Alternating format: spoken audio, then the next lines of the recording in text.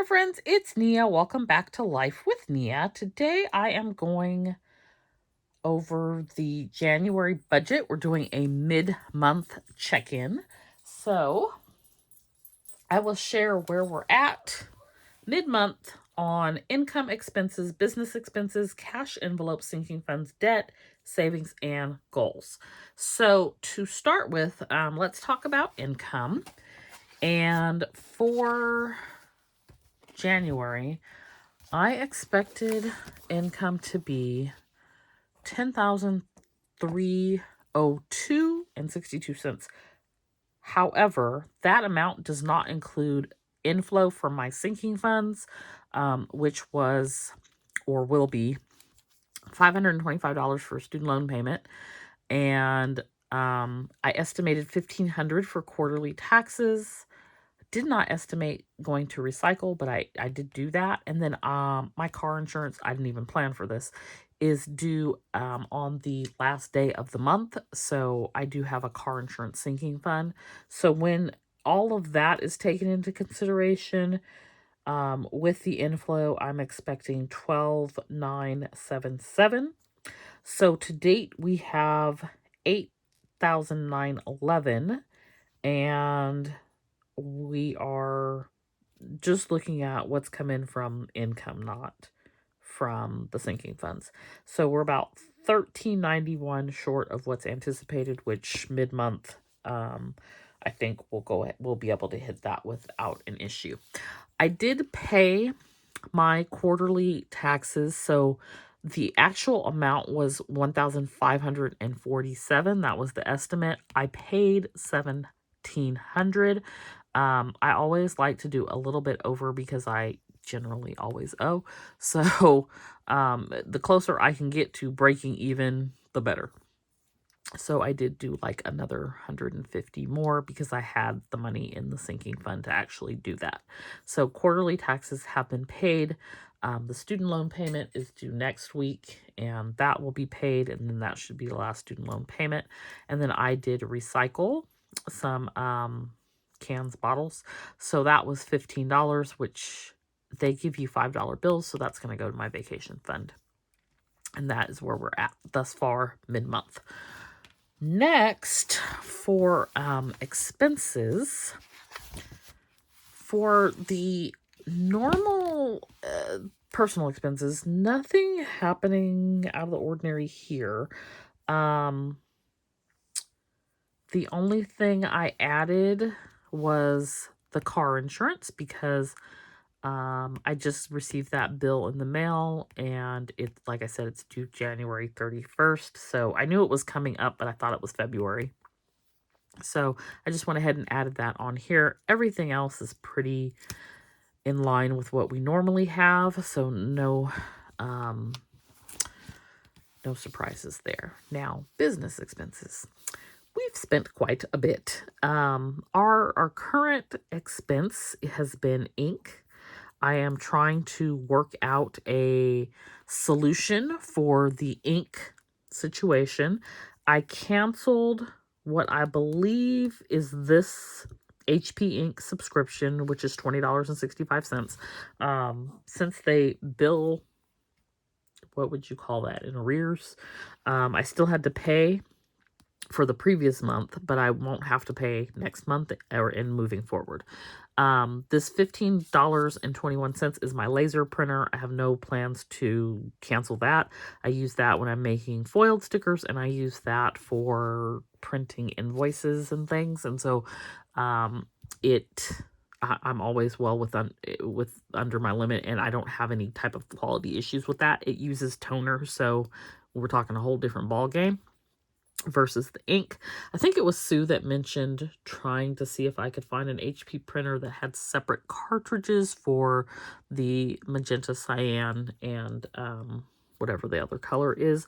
My cartridges do have all three of those together, and I'm running out of the color ink very quickly. However, I don't want to use the instant ink anymore because while I have plenty of cartridges from instant ink, the print quality has become horrible. And I just don't want to deal with them to try to figure out what the problem is, because I bought a brand new printer and it's still the same problem. So it's a problem with the ink. They're probably sending less than stellar quality ink on the HP Instant Ink subscription, just because they're not making any money off of me anyway. I don't know about anyone else. I stretch my print number to the end. I really, every month I'm hitting just under what I'm paying for. So, and I go through a lot of ink, and so I'm probably not their favorite person, but I don't think I'm being by any means singled out. I think it is just a universal issue. So I'm trying to figure out the best way to navigate that. And in the interim, I've been purchasing ink. So I didn't purchase any ink for the Canon. I'm good on my supply there. But I have spent $376.24 on ink so far this month. In part, I will say, I was printing sticker books for Black History Month, and that is very inky. It's very, very inky. They are very vivid, bright colors. And so I know that those stickers and designs are using a lot of ink. I don't think that that would be the norm. So I don't know though, y'all. I'm hopeful. I also spent $300 on an item for the sesh boxes for spring, which will come out in March. So that is where we're at so far on business expenses. One thing, I was, I'm on the fence on these two, Gold City and JMC, and canceling them. Looks like JMC canceled itself. I don't know why, and really don't care, which makes me think if I don't care to find out, I probably should have canceled it a while ago. So I no longer have that. So that was $19.97 a month, and now it's $0. So we do have that little savings going back into our bucket. All right, so next, cash envelopes. And for cash envelopes, there is a video where you can see my cash envelope stuffing. This month I stuffed $1,175 into various categories that also serve as sinking funds in some respects. And then I transferred over for insurance, car insurance $120, home insurance $30, utilities $175, and Shopify $30. And I'll link that video down in the description box if you would like to watch it. For my sinking funds, outside of taxes, I really haven't done anything here other than when we added from the cash envelopes, there hasn't been much movement going on. I am considering though, like, using some sinking fund money to pay down some debt. So you might see an update at the end of the month. I may use money from my emergency fund. I don't know. But we'll see how that all shakes out. I'm not going to do anything at the moment, but it's a thought that's on my mind. Debt.